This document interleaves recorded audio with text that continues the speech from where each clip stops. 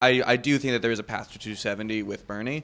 Having said that, my concern is retaking the legislature because Bernie Sanders won't be able to accomplish anything if we lose the House, as many moderate House members in the suburbs. I used to live in Orange County, California. We flipped all 7 of those seats from Republican to Democrat. Right. I find it doubtful that we'd be able to keep those seats with Bernie Sanders at the top of the ticket. And also, I believe we have the chance to retake the Senate.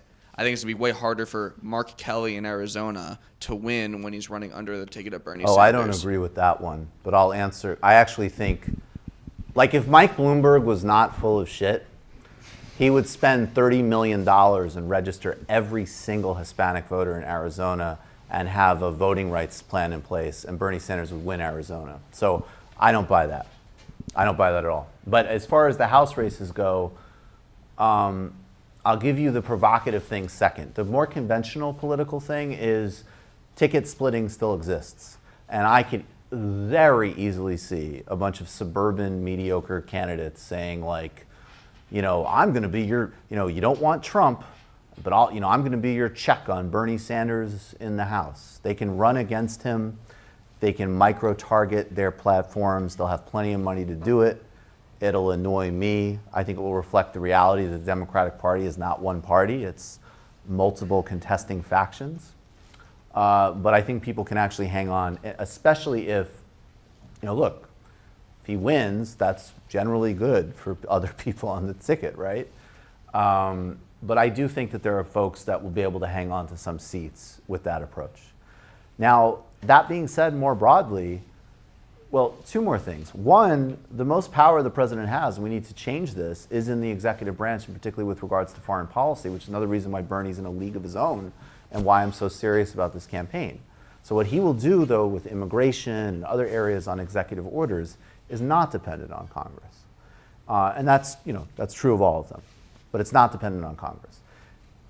As far as getting anything done, none of them are going to be able to get anything done. This is another area where, to me, it always has struck me, like, Bernie is doing like this moonshot strategy. Like, I'm going to become president and I'm going to mobilize popular will.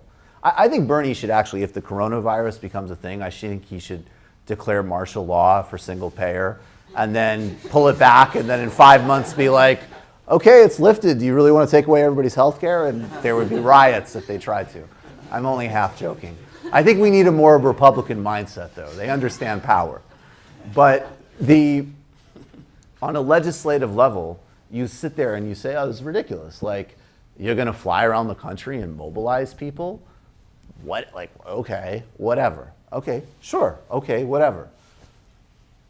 And what are the alternatives to that? Somebody like, if Biden or Bloomberg are president, they'll go, we're bringing the country together. Mitch McConnell said it was wrong to call children retarded, and we all can agree to not be mean like Mr. Trump. And we're coming together, and he's not going to say these horrible things on social media.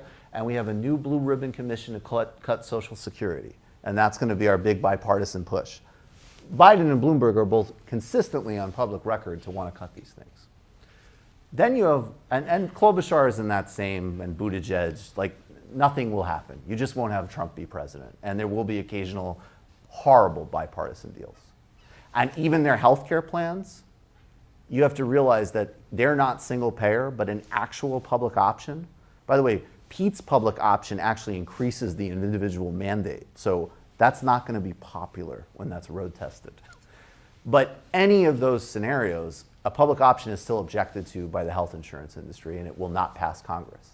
So, and then Warren is the worst of both worlds, because Warren, on her policy level, actually pushes some things further, but has no strategy for actually getting them done. Because Congress has not regulated Wall Street or Amazon because there hasn't been smart blog posts written about them, right?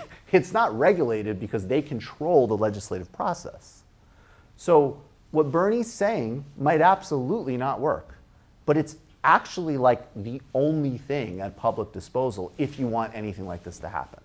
Nothing is going to happen because somebody woke up and was like, you know what, I've been in Congress for a couple years, all my donors are from certain industries, but I don't think that that's really right. I read a New York Times column, let's pass something. This isn't the West Wing, it's not how the world works. So, And then the last thing, really quick, I'm into primarying people, and ultimately, if we could reconfigure the Democratic Party, I would be very comfortable with, as an example, not on substantive issues. Substantive issues of people's substantive rights are never compromisable. But if there was a candidate, just as Chuck Schumer was like every working class person, we pick up somebody in the suburbs, every Goldman Sachs senator that puts out a woke tweet on Pride Day, I will trade for a pro-civil rights, anti-Wall Street senator who's like, I own a gun. I'll trade him, happily. So this is also a bigger contest about the nature of the party. And I don't want, ultimately, the Democratic Party, I don't think it will become a socialist one, but I think it can become a serious labor populist one. I don't want a party built and configured around upper middle class attitude and social belief voting. It's not a majority, it's not durable, and it's not producing outcomes for working people. Bernie Sanders becoming president is absolutely more important than a couple of former CIA agents representing the Democrats in the House and handing the gavel to Nancy Pelosi. Yes, absolutely. You're talking about keeping Mitch McConnell in power. You're talking about making Kevin McCarthy the Speaker of the House. Like, yes. This isn't. Look, again, okay, this is where these things get frustrating. That's not what I'm talking about. I've actually explained a lot. But, look, if you're going to, let's do more of what I'm actually saying, which is that if you want to force, I could just be like, I'm not going to answer that question because I think Bernie will make everybody win. If you're forcing me into a binary of, do I think it's more important that an actual progressive force for all of global politics occupy the most powerful position on earth versus a couple point margin in a lower house of government that he will definitionally override? Yes, I think that's more important. Yes. So, Marco, you take the position that if Sanders is president, he actually won't advance the progressive agenda to the same degree that other more moderate Democratic candidates were. I think that's your position. Yes, Tolerate. Good evening. Hi. Yes, to elaborate on Professor's point here, that not that I doubt Sanders' zeal for progressive causes, simply that I doubt that he has the ideological flexibility to compromise, to advance legislation where it'd be possible, even if the Democrats can retake the Senate or retake the House. I doubt that it would be by a sufficient margin that the Democrats could pass whatever they want. And so to advance meaningful legislation, we're going to have to compromise with the Republicans in one manner or another. What are you thinking of as meaningful legislation, and what do you actually think? Let's just take healthcare, because now you're talking about Republicans. I totally agree with you that he's going to deal with Democrats and whatever. Look, if you look at his actual career, one of his major legislative accomplishments is a veterans' right bill that he wrote with John McCain. So, sometimes with people who are like really hyped about him on my side, you kind of actually are quietly like, that Bernie Sanders is not really like a Sandinista, right? Like he's a very effective legislator and mayor. So, and read Matthew Iglesias' piece in Vox, which is not exactly my ideological home, and it's called like Bernie Sanders is actually a very conventional politician, and he talks about his deal making and so on. But if I was going to take from you some type of commitment to a real progressive issue, like giving everybody health care, I just return you again to, first of all, I think we all know the very basic idea that you get to the best place you want. If you ask him for an extension, do you ask him for 1 day or a week? And hopefully you meet in the middle. If you go in and say, can I have a day? Even if he says yes, you're not going to be where you want. So I would just say that with regards to something like that, we got to get back to the two things I outlined before, which is that one, you always start from an aggressive, strong, clear position and you mobilize people. That's just power. That's how politics works. And Republicans understand that better. And then the second thing, if you are actually talking about advancing legislation that implicates corporate America, it doesn't matter whether it's a small, soft reform. It will be fun. But Obamacare specifically brought pharma and healthcare in as stakeholders. It does nothing but good for them. It forces millions of people into a marketplace and government subsidizes people buying that product, that still was almost killed. There's ideological and political reasons behind it. So if you come in and you say like, hey, you know what, I'm not Bernie, I'm going to be reasonable, and here's my Joe Biden public option plan. Well, we're just back to 2008. It'll get killed, and it'll be even worse because people won't mobilize and do anything for it. So we will have dead legislation, except for teaming up to do things like cut Medicare and Social Security. I'm just as jaded as you about the likelihood of any legislation being passed from the Democratic side from any of the candidates. However, I think that Bernie has made his career off of ideological purity. No, that's wrong. Read the Matthew Iglesias piece. I see. In any case, that a candidate who would be more willing, not just on healthcare, not just on pharmaceuticals, but in any sort of legislation to come to the middle to compromise, if need be, to advance legislation. I don't buy the premise of the question. I see. So, and I tried, and also I would say the other thing too is that he can do a huge amount, which I think is a broader structural problem, but a lot he can do on an executive branch level. But the idea that Bernie's going to sit there, I mean, you got to read about the guy's career. Like, there is a reason that a 79-year-old Jewish man who's a socialist is a main presidential contender. That's not because he sat in a co-op in Vermont and was just like, no. Come on, like, let's be real. You got to read up on him. But I think there's a I mean, do you have anything else you want to ask, though? Because that one's just, we're at loggerheads. Yes, I disagree with that as okay, well. cool. Yes. Read the Iglesias piece. I also would point you to, a great anecdote, I believe was in the New York Times. This gentleman, African-American voter, I think in South Carolina, said, hey, it would be great to vote for Kamala or Booker, but they're not talking like Bernie, and I need health care. As Adolph Reed Jr. said to me once, he said, what organization in America, I'm switching to another group of importance in terms of rights. He said, what organization in America represents more transgender people than any other group in the country? Does anybody know? The AFL-CIO. What did you say? Oh, no. Well, okay. No, good, all good. I didn't know it, but it's the AFL-CIO. Who has more concentrations of black woman power and representation than any other groups in the country? Labor unions. If you implemented Bernie Sanders' agenda, which is not, yes, it is a class-oriented material agenda, and good, we need that. That would still represent the greatest racial transfer of wealth in this country since Reconstruction, because we actually all know that these things are manifest, of course, along racial lines. I agree with you that Bernie is the best shot and, in my opinion, the best choice. But even so, if Bernie gets elected, it's very obvious that a lot of the CEOs of companies that are committing a bunch of human rights violations, they still have a lot of armor to actually get to them and get them to fix these problems, like the factories in China, labor factories. And I'm sorry, what do you mean fix problems? I mean, I guess a good example is how most of Jeff Bezos or such, they don't really pay taxes or right. Stuff like that, or all the human rights violations in China or how they're taking advantage of the labor laws. Mm-hmm. And I guess my question is just what do you believe is a good route starting from Bernie to really get to solving that issue or those issues? I mean, global supply chains. I think today on a show I was hosting, got a call from India about, and what people really should be paying attention to this. I mean, this is really, they are, in the words of The Economist, setting up the bureaucratic stages of ethnic cleansing, right? So I'll do the old Noam Chomsky technique where he goes, even The Economist. So,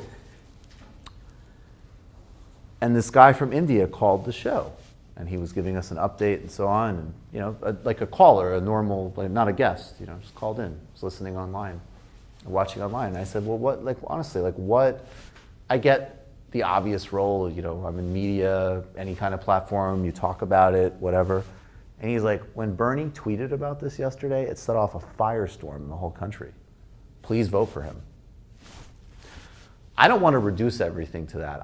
In fact, I think a lot goes beyond that. These are really complicated problems. And also even the conversation about China, there's serious rights abuses there and problems, but at the same time, What's our strategy when China becomes a genuine peer-to-peer power? And how do we conceive of power? All of this stuff is very complicated. It goes way beyond one cycle. I think that what Bernie does, Michelle Goldberg of all people actually just wrote a piece, and she's very bearish on Bernie, but she's like, Putin doesn't want Bernie to win. Like, the most terrifying thing in the world for any holder of any type of concentrated power is the idea that a youth-driven multiracial coalition has won power in the world's last remaining superpower. That's unsettling for all of them, right? And look, there's a lot of things that he will try to do as president that no one else has tried to do. He will try to get Amazon to pay its taxes. It's going to be really hard. And a lot of these things are going to spill out into social, political conflicts in all areas of life. I mean, people don't usually give up what they have freely. And honestly, I mean, in an objective sense, Bernie's campaign is like what he's campaigning on is it's not radical at all. We know that. And in fact, if he didn't have this socialist, I think he is some sort of socialist, but you could very easily just say like, hey, you like FDR? Really? These people are crying about Elizabeth Warren's plans. Her plans are not Bernie's plans. So, but I think that's Bernie getting elected president is the tip of the spear. Yeah. That's what I think. I'm not going to bang on you about the ancient socialist thing anymore, don't worry. Bernie, I don't want to know. I'm scared. I'm at Lafayette College. Although, you do have to admit, though, if you want Jeff Bezos to pay his taxes, it'd be way easier to do it if you had Democratic control of the legislature. They won't make him do it. I'm just saying. They won't make him do it. I'm just saying. But it's an important point, though, that I'd ask you to really look at. Mm-hmm. Who does Amazon contribute more money to? I mean, it might be closer to 50-50 now, but historically, more so Democrats. Right. Look, the real choice between Democrats and Republicans, not Bernie, but mainline Democrats, and it's an important choice. I'm not minimizing it. But we have to go beyond this choice if we want to, frankly, survive as a species when we start bringing ecology into it, is old boy network, white supremacy monopoly capitalism, or woke monopoly capitalism. Now, I will pick diversity monopoly capitalism any day of the week, of course. But you have to get really clear that when it comes to actually solving these serious problems we're talking about, right. These, not only are Democrats not going to do it, I mean, look at what the Obama administration, look how they governed Silicon Valley. Take a really serious look at that. The rise of all of the problems we're talking about are a product of Obama-era decision-making, period. That's non-debatable. So, and I don't care what people put forward as, what they say in election year. That is where while I'll say, look, Bernie's more practical and so on than people realize, no, it actually matters that this guy has had a clear view of the world that he's right about for decades. And I don't trust. But they called him the Amendment King in the House or something. Yeah, like that. That's how he governed. Yeah, he did a lot. He was also a mayor, and it was a small town, right. but bigger than South Bend. But that is being a mayor is actually, to me, the ultimate test of the practical components of politics. So I'm really glad you're supporting Pete Buttigieg then. Well, what I meant by no is no, because my measure of success is not firing the first black police chief. Sure. Assuming Bernie does win, you've talked a lot about foreign policy issues. I'll keep you out of Central Park. Thanks, I appreciate it. It's okay, I can flee to Canada. It's a good place. But no. Oh, I don't know. Have you heard of socialist border protection units?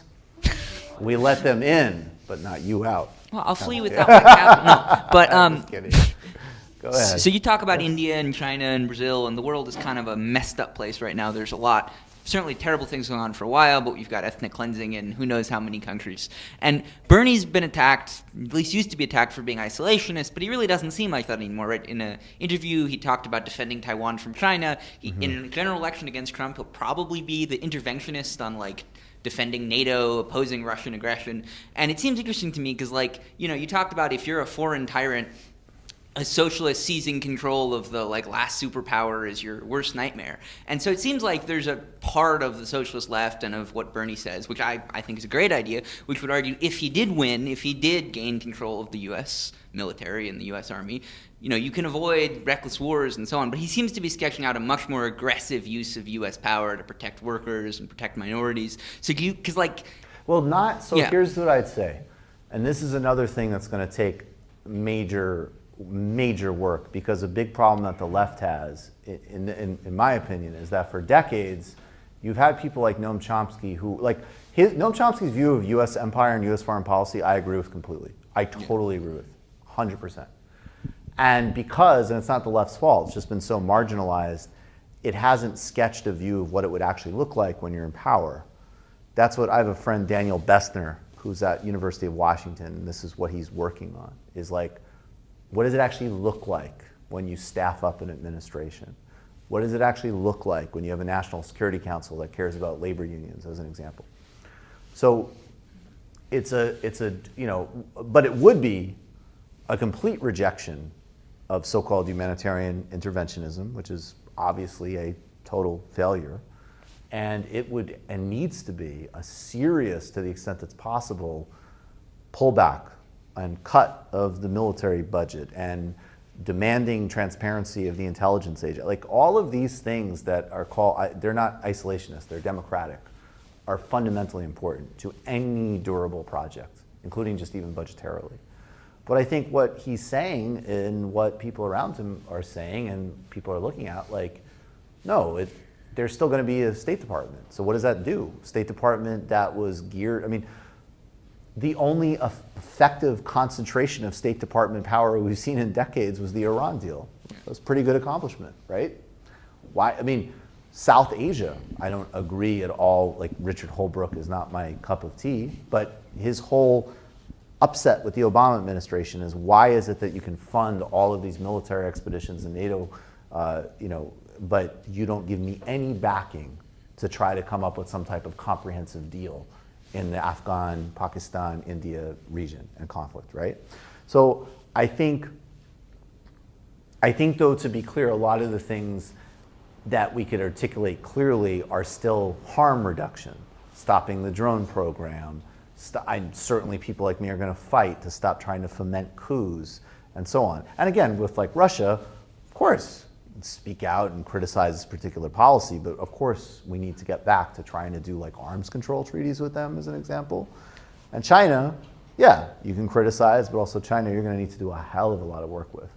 So I think, you know, he's the only one with even the remote sketchings of a map that fits the world we're in. I mean, that's the other thing too, is that it's like, you read these other people's plans and there's always, you know, subjective and objective. And subjective, I don't support humanitarian intervention. I don't like, you know, US empire. I don't like militarism, but I also am looking at it and being like, what world are you living in? Like, this is ridiculous. Like, we are not where you are. This is not the 1990s. So, but I don't think that he would be isolationist in the sense of, you know, we don't care. Like, he called for freeing Lula. He's the only presidential candidate to do that. That is a totally appropriate use of a bullhorn. Should he sanction Brazil? No, right? No, I don't support that. Maybe specific officials, okay, but not the country as a whole. And Elon Omar is actually doing some really interesting work on reforming sanctions. Okay, because sanctions have been an interesting issue because for the most part they've been opposed in a lot of cases because, you know, the argument from the left being they target the country and not the officials. But like, so what's an example of something a Sanders the dog likes That's Sanders' foreign policy. The dog definitely likes Sanders' foreign policy. But so what's an example? Lula.